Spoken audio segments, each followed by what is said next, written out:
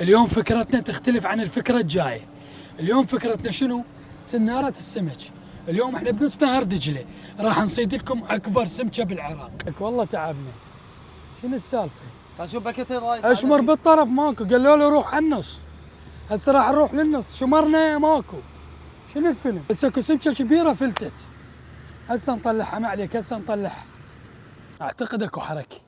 بالله العظيم اكو حركة. شوف لنا يا الله. انت بس بوع على السنارة. والله.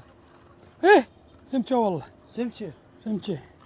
يا علي. سمكة. قاغب والله. سمكة شوف. اليوم غداكم علينا اليوم.